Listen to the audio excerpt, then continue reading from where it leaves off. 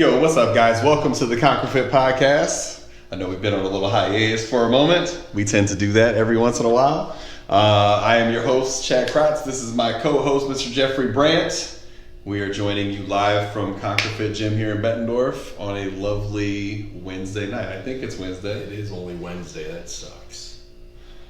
Yeah, I mean, it's a day of the week that we're doing. That's what we're doing. Yeah. You know, it's funny. You're saying hiatus. You know, if this podcast made money, it wasn't just two buddies talking about life goals and whatnot. Like, we could do this more regularly, more scheduled. But we have jobs. We do have jobs. So, you know, this is just something we're doing as a hobby to try to invoke some thought into some of you fuckers out there to make you think about things that we maybe think about on a daily basis every once in a while. Improve your life or not. You know, or that's don't. Your choice. We don't necessarily care for the most part unless you're part of the Konquer family. Yeah, that tends to be a thing, right? Yeah. You know, I we don't kind of have a full-blown topic today, but which is fine. But I told you I had my wellness check. Your annual wellness check with your doctor, just a physical, basically. And I have to preface this, because this is not me hating on doctors or medical professionals at all, but because I really like my doctor. But holy shit, man. Every time I see this guy, I'm just like so frustrated. My doctor probably weighs close to about 600 pounds now. Yeah, you were saying he's in like a motorized ATV wheelchair thing. I don't even know. I can't even categorize it as a wheelchair. And he's telling me about these pulmonary disorders that they're telling him he has, but he has no family history, and they just can't figure it out. And I'm just looking at him like, they can't figure it out at all? I'm not sure the mode of thinking we're going here. Do we want to address the elephant in the room, or are we just going to not talk about it? I think we're just not going to talk about it. Man. So, it's just a weird thing, and I'm looking around the medical office, because obviously I don't generally go to these wellness check things, not because I think I'm above it or I'm better than it or whatever, but it's mostly because I just feel good most of the time. Like, I don't really think about going and just getting a generic physical. Must be nice. To do what, and I'm looking around the office, dude, and every person that works there is overweight or just looks kind of in bad health. Yeah. And I'm just like, why am I coming here? And again, I'm not a doctor, but why am I coming here and asking you for health advice? Mm-hmm. Like, you want to seek out somebody else. Yeah. Like, could I do a little less energy drinks throughout the week? Probably. But I'm also trying to stay alive at some point. Yeah, I mean, I can also. And he literally calls me out. He's like, "Well, your heart rate's a little high." Well, I had an energy drink like an hour ago. Oh, those energy drinks. Not that giant bucket of chicken wings you ate yesterday? We're not going to address that? I mean, I could reduce my caffeine intake and be a more miserable human being, and it would only impact those around me, right? So. Yeah. Do I just hate joy? Is that what we're doing? I don't do coffee, so I mean, I have my vice. You have your vice, right? So yeah. I like energy drinks. Granted, I try to always say, "Oh, there's zero sugar." Yes, I understand everything else in there is not great for you, right?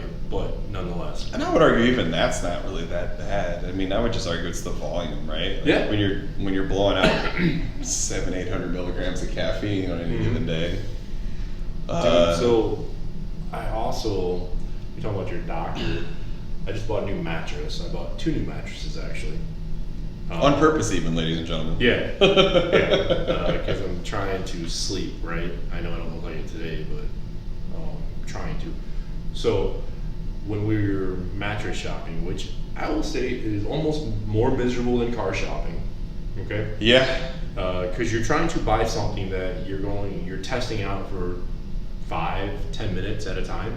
You're not getting a fair shake on it. Right? And I would honestly argue you probably spend more time in your bed than you do in your car. 100%. Like a given time. We ended up buying, and as you know, right, and this isn't to brag about how much money I spent on a mattress, because it's severely irritating how expensive mattresses are. It's stupid. We spent a significant amount of money on a mattress, and for like the first week, as I was telling you and everybody else here at the gym, I'm like, I don't know if it's doing anything, right? Right. But now I've been tracking my sleep, and I'm I'm entering REM sleep only for like 30 minutes, but I haven't. That's the first time I've hit REM sleep in years. Well, then the trademark of REM sleep is REM is when you're coming out of deep, right? Yeah. So if you're hitting REM at all, that means at some point you were actually deep sleeping. So that's actually a good thing. It's been odd because like for the first, I'd probably say first 2 weeks, like, I don't know, I didn't think one way or another about it. You know, I was telling you, like, I gotta mess with some freaking pillows, trying to figure out what's going on. You're like, I don't really know if this is working. Yeah, I don't know if it's comfortable. But now, since Saturday night, I've only woken up once each night. That's not bad. And normally it's like I wake up every 90 minutes, right, because of discomfort. Yeah. With my entire body. Now it's like I'm just waking up once, and it tends to be like the same time, right? So my body's there, and we gotta move a little bit, dude. Yeah. So that's been kind of cool. And then we bought a second mattress because we ended up getting a coupon through Mattress Firm, and it was 40% off of another mattress. I'm like, and you're not gonna not use it. Yeah, and we got it on Labor Day weekend when they were still doing additional sales. So I'm like, yeah, we might as well get another one for our third bedroom. So yeah, if this one doesn't work out, I'll pop on the other one, see if that one works, and order in the right size. Yeah, so because the other one's the Nectar Copper. Yeah, so the one that we're sleeping on is the Tempur-Pedic, ultra cool, whatever.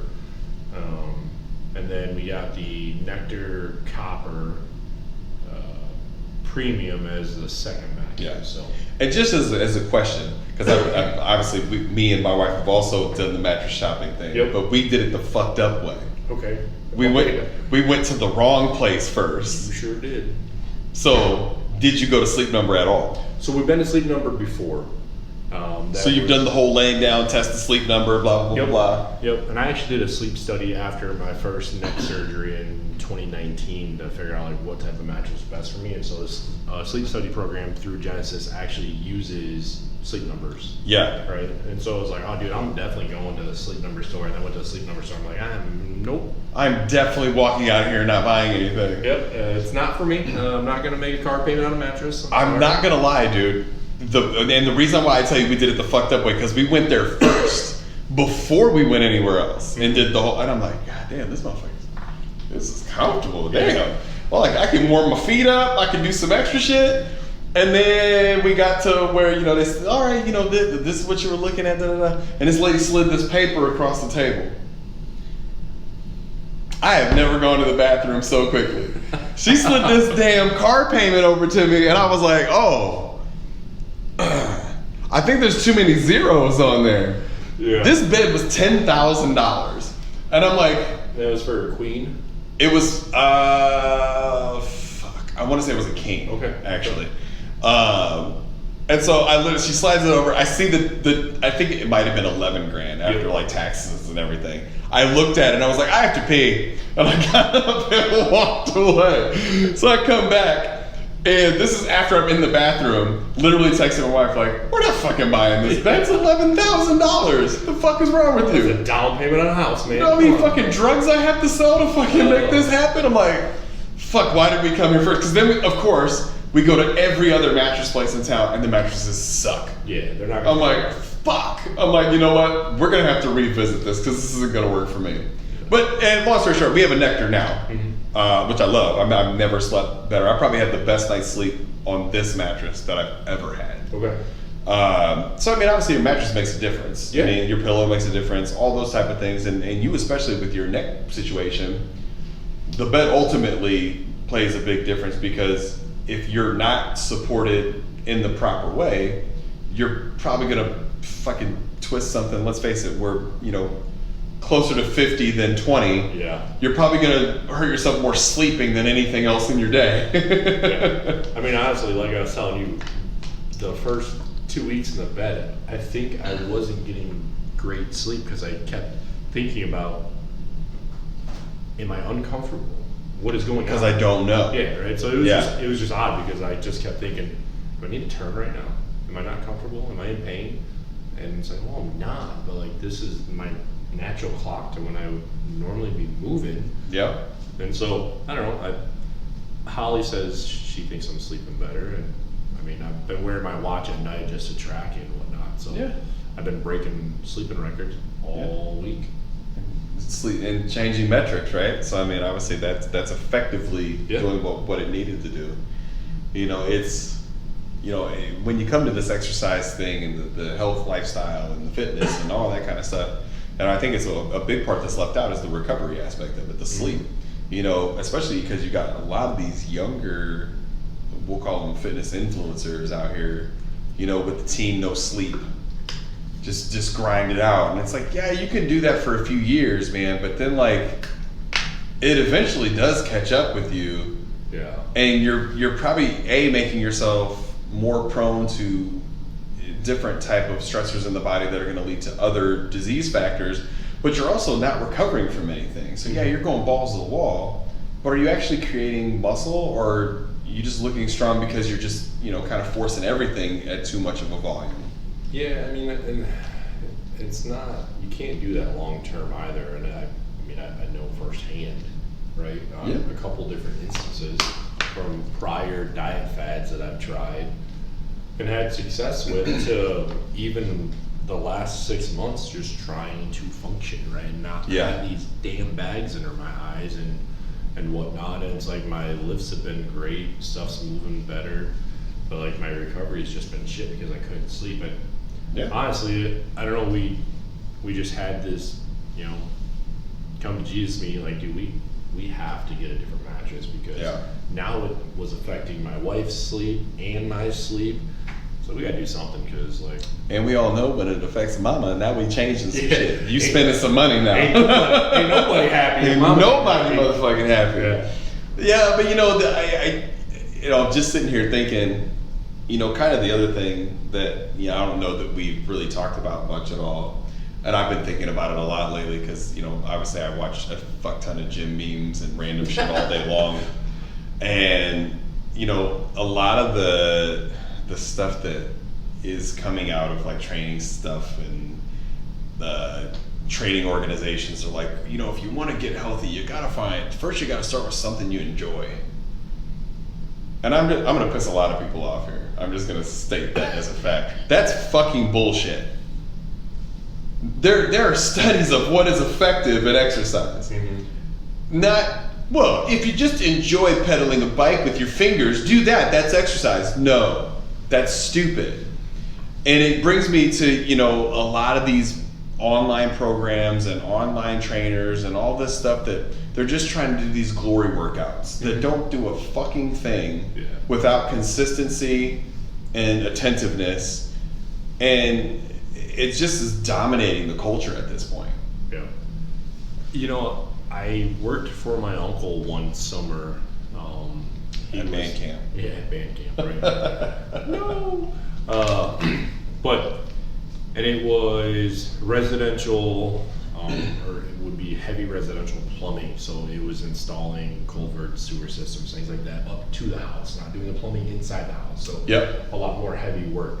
And I remember my uncle's not a big guy, but strong, wrestled in high school, his own business with his plumbing company. And I worked with him.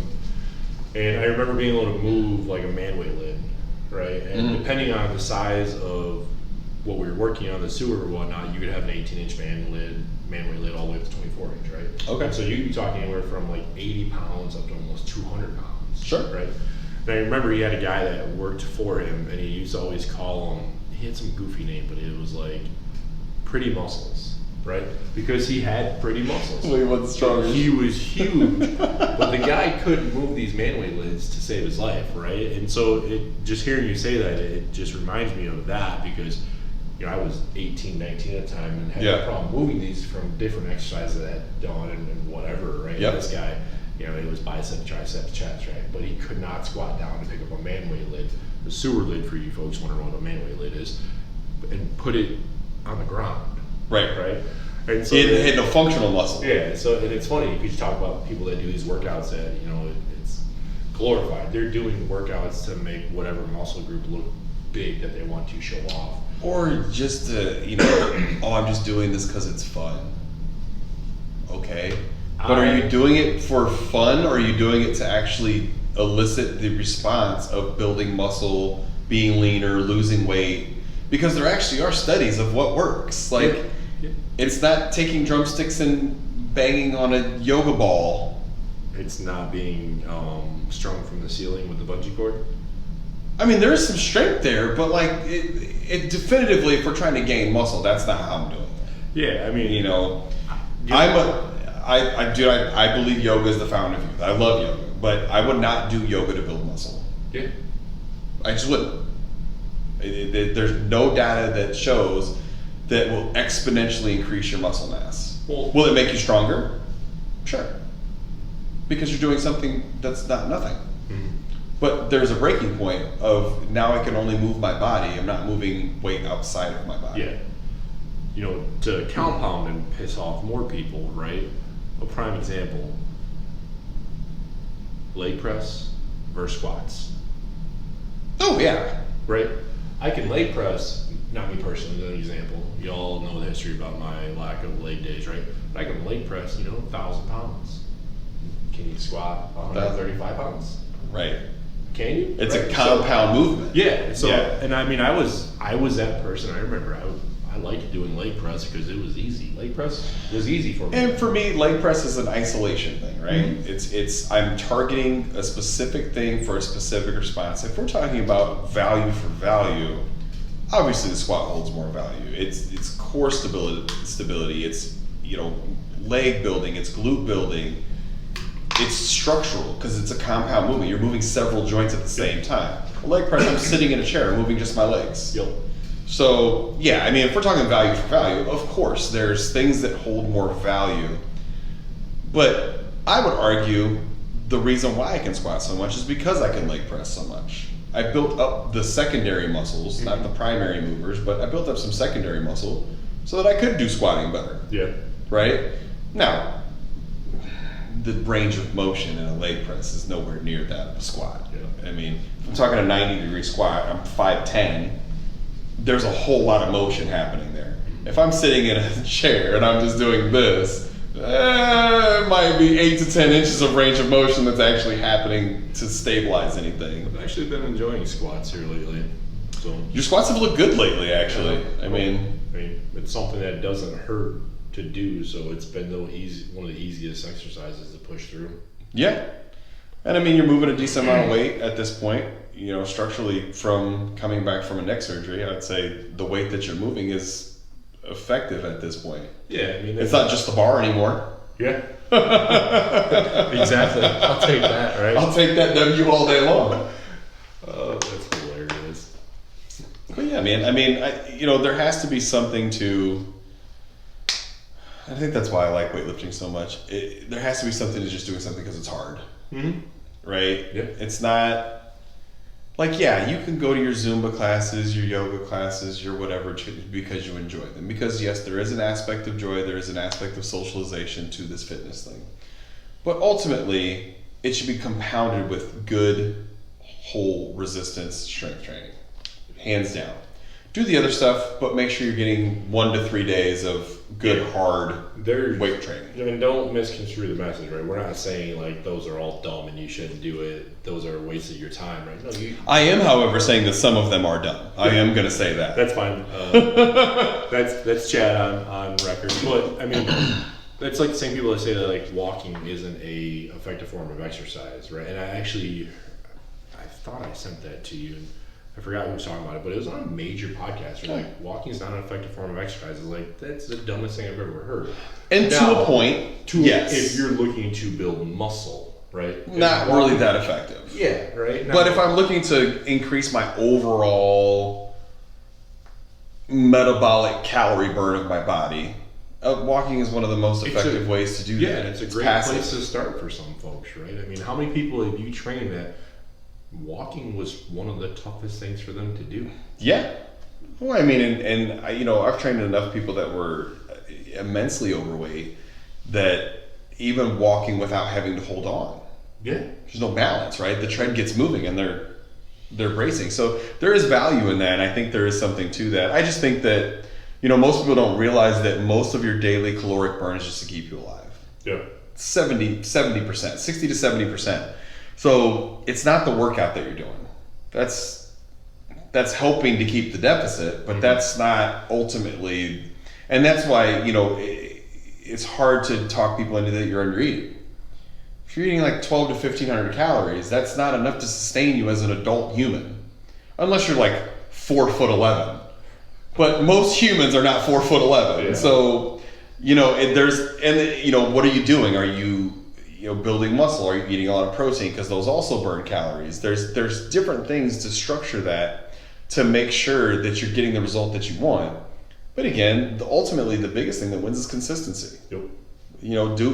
Do one thing very good a lot of the time. Because consistency, people think it's 100% full cup every day.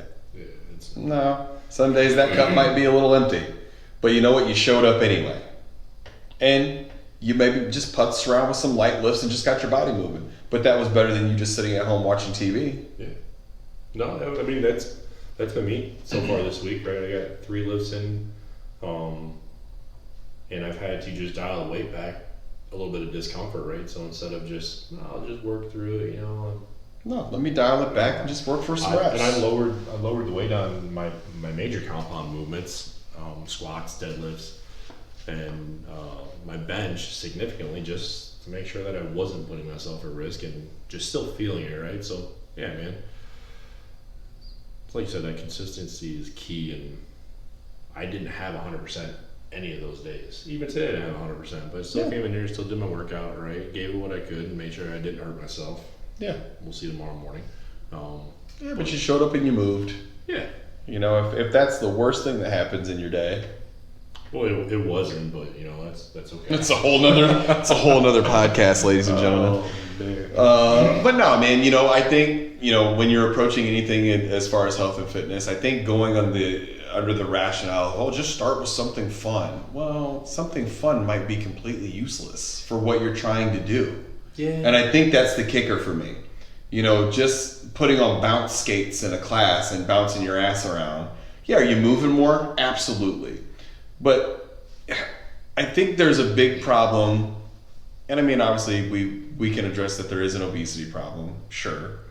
But I would argue there's also a lack of muscle problem. Mm-hmm. I think that's the bigger problem. Yeah. If I lose all the weight, even with something like an Ozempic or Wegovy, and you might be at that intervention point where you need those things. But let's make sure we're packing on some protein and giving you some good weight training so you're not losing all your muscle too. Yeah. Muscle wasting is a thing, and I think we're addressing the obesity problem so hard, we're not addressing the secondary problem, which is going to be, well, what do you do when you don't have no muscle? Because now you're just going to be frail and things break easier. You can't lift things, you can't move. Well, that's your whole quality of life right there. So yeah, you lost all the weight, but now literally, you fall on the ground because you slipped and you break everything. Yeah.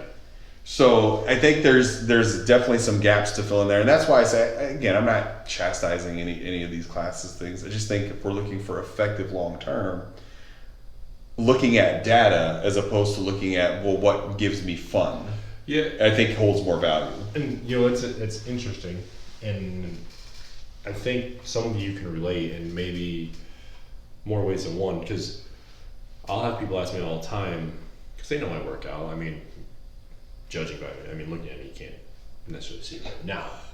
Before you could, right? So we'll get back there. Before vast neck injuries. Yeah. Well, we'll get there. But I get asked all the time, like, you must really love working out. You go, 5 to 6 to 7 days a week. It's like, well, I can't say that I love working out. I enjoy the gym. I enjoy this atmosphere. I just want to be consistent, but weightlifting isn't easy. No. Okay. And yes, I've heard you say this many times, that it shouldn't be painful. There are times that it is painful, and it's not because of weightlifting in itself, but maybe something didn't move right. I pushed through something that I shouldn't have, right? So or maybe it was that one day you decided to go balls to the wall, and you can do that, right? So like, I enjoy working out. I enjoy weightlifting. I don't necessarily consider it fun. And I know that sounds like a mixed message, right? Because like you're coming here 6 days a week, how is it not fun?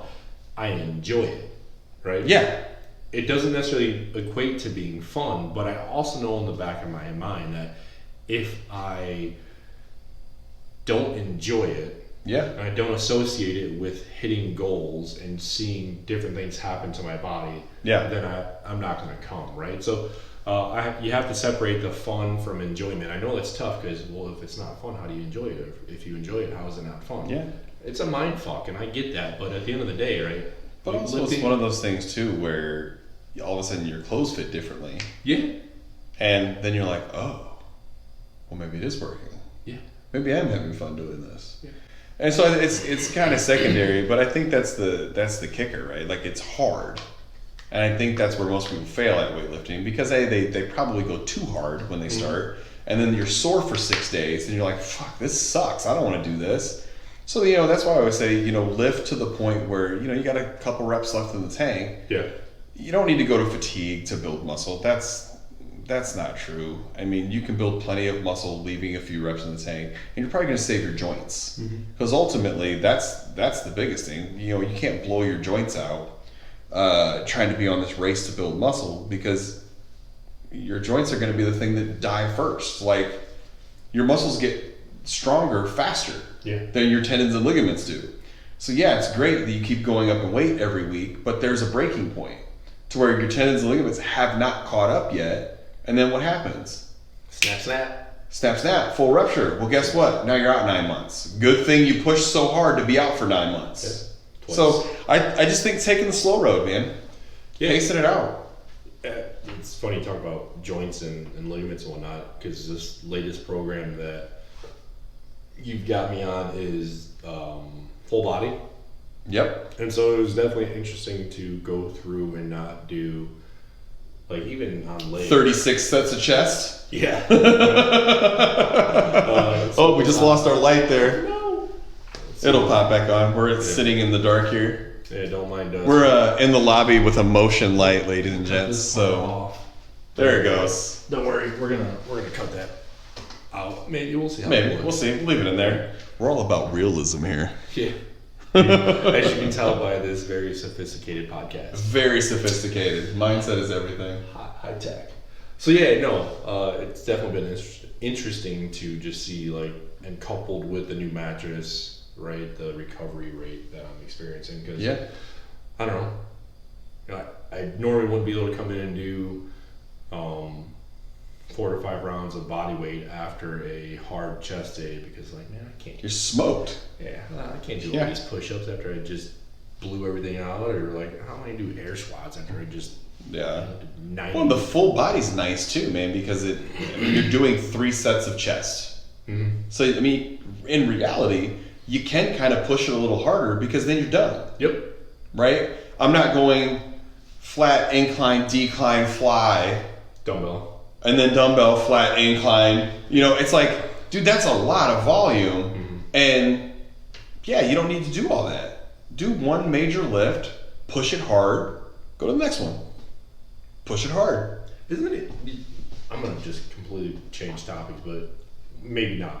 Isn't it interesting as, like, being a younger lifter watching, or when you were a younger lifter watching individuals do those types of workouts and how, like, because when I was doing it, I didn't see any increase in muscle mass.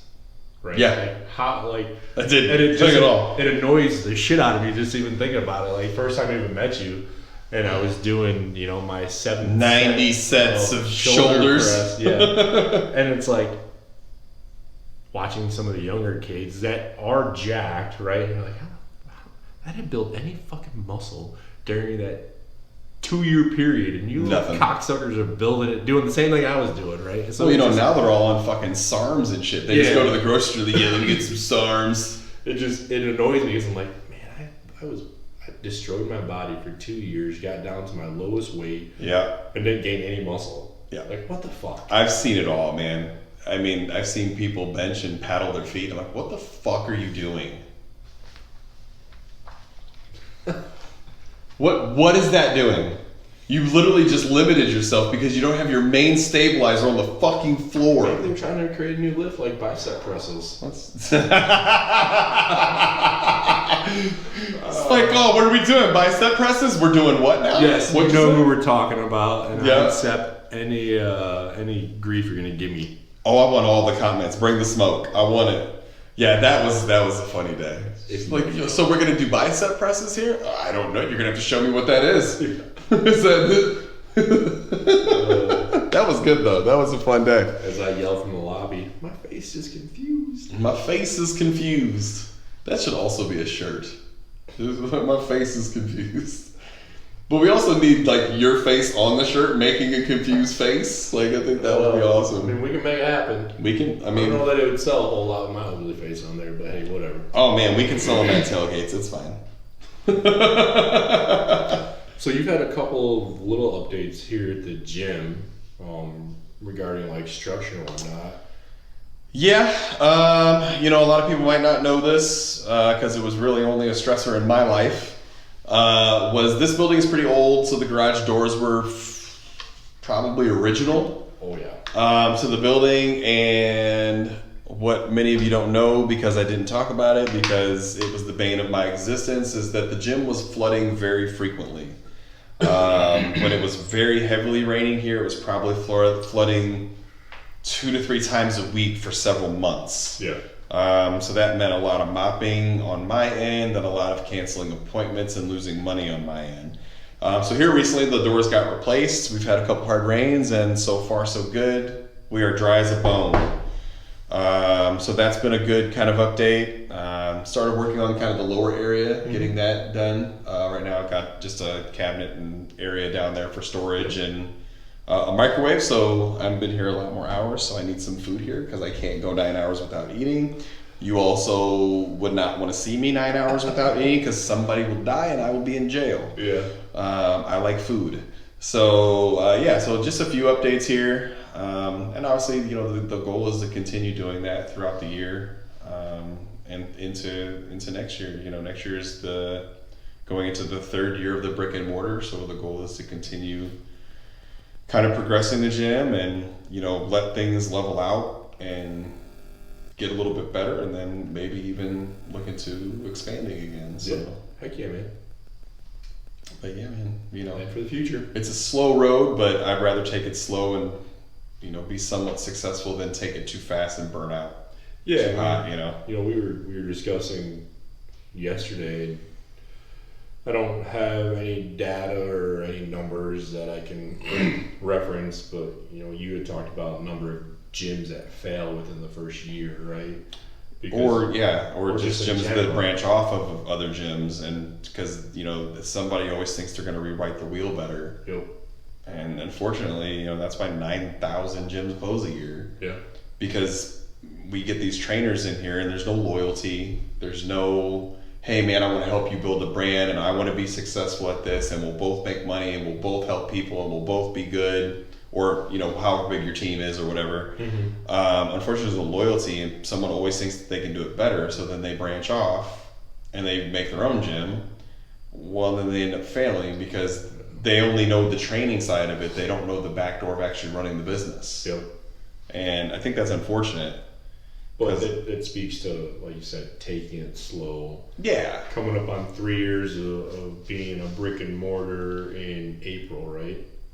April. In March, yeah. If you look at just our area alone, saturated. Well, not only is it saturated, but it's not a very large area between all the different cities of the Quad Cities.